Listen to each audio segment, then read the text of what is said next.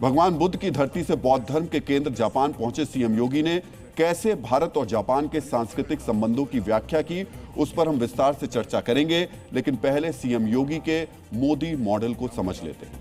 प्रधानमंत्री मोदी जब गुजरात के मुख्यमंत्री थे तो अप्रैल 2007 में वो जापान दौरे पर गए थे। बतौर सीएम उनका दूसरा कार्यकाल था। सीएम योगी भी बतौर अपने दूसरे कार्यकाल में जापान पहुंचे हैं। मित्रों, सीएम योगी के मोदी मॉडल के एक और तथ्य की तरफ हम जरूर आपका ध्यान आकर्षित करना चाहेंगे। गुजरात के सीएम के तौर पर राज्य में निवेश बढ़ाने के लिए मोदी ने वाइब्रेंट गुजरात ग्लोबल समिट की शुरुआत की थी। इसी तर्ज पर योगी ने यूपी में ग्लोबल इन्वेस्टर्स समिट की शुरुआत की है। यूपी के अर्थतंत्र को मजबूती देने के अपने इसी मिशन में मुख्यमंत्री योगी आदित्यनाथ जापान में आगे बढ़ रहे हैं। भारत के एक भगवाधारी मुख्यमंत्री को लेकर जापान में कितनी उत्सुकता है, कितना क्रेज है, इसे आपको जरूर देखना और सुनना चाहिए।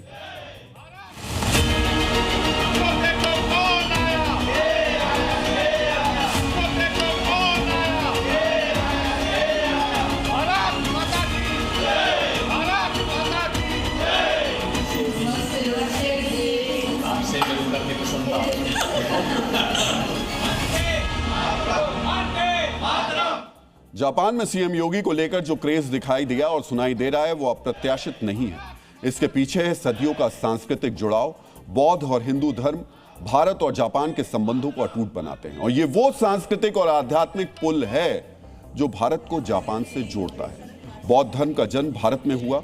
उत्तर प्रदेश में सारनाथ, श्रावस्ती, कुशीनगर जैसे प्रमुख बौद्ध धर्म स्थल हैं। योगी आदित्यनाथ बौद्ध आस्था के केंद्र उसी उत्तर प्रदेश के मुख्यमंत्री हैं। वो स्वयं सनातन के प्रतिनिधि और ध्वजवाहक भी हैं। इस सांस्कृतिक जुड़ाव को उत्तर प्रदेश के मुख्यमंत्री ने शब्दों के जरिए रेखांकित भी किया। पहले सुनिए कि किन शब्दों में योगी आदित्यनाथ ने भारत और जापान के सांस्कृतिक संबंधों को फिर से जीवंत किया। जो धरा अपने आप को लैंड ऑफ द सनराइज के रूप में विख्यात है, मैं उसको नमन करता हूं। भारत और जापान का संबंध, यह संबंध सूर्य की प्रथम किरण से प्रारंभ होकर के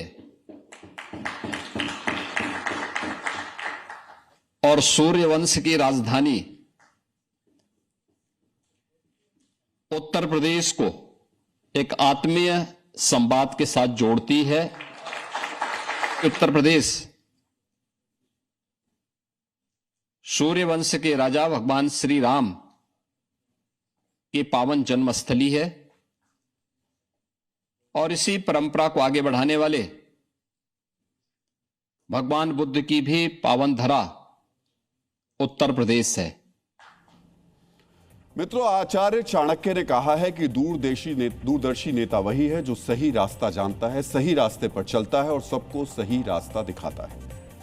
योगी आदित्यनाथ यही कर रहे हैं। जापान और भारत के सांस्कृतिक संबंधों की विरासत को याद करने के बाद उन्होंने आर्थिक संबंधों की चर्चा की। योगी आदित्यनाथ का लक्ष्य 2030 तक उत्तर प्रदेश को $1 ट्रिलियन यानी करीब 1 लाख करोड़ रुपए की अर्थव्यवस्था बनाना है। इसके लिए निवेश जरूरी है। इसी निवेश के लिए सीएम योगी जापान पहुंचे हैं। जापान दौरे के पहले दिन सीएम योगी ने जापानी कंपनियों से निवेश के 11,000 करोड़ रुपए के समझौते किए। कुबोता कॉर्पोरेशन उत्तर प्रदेश में कृषि और औद्योगिक मशीनरी लगाएगा। मिंडा कॉर्पोरेशन यूपी में ऑटोमोटिव कंपोनेंट यानी गाड़ियों के कलपुर्जे बनाने के लिए निवेश करेगा। Japan aviation electronics industry aerospace sector के लिए एडवांस कनेक्टर्स बनाएगी। नागासे एंड कंपनी लिमिटेड केमिकल्स और कलपुर्जे बनाने के लिए निवेश करेगी। सीको एडवांस रोजाना इस्तेमाल होने वाले घरेलू उपकरण बनाने के लिए निवेश करेगी। मित्रों, इस निवेश से उत्तर प्रदेश के अर्थतंत्र को मजबूती मिलेगी, युवाओं को रोजगार के नए अवसर मिलेंगे।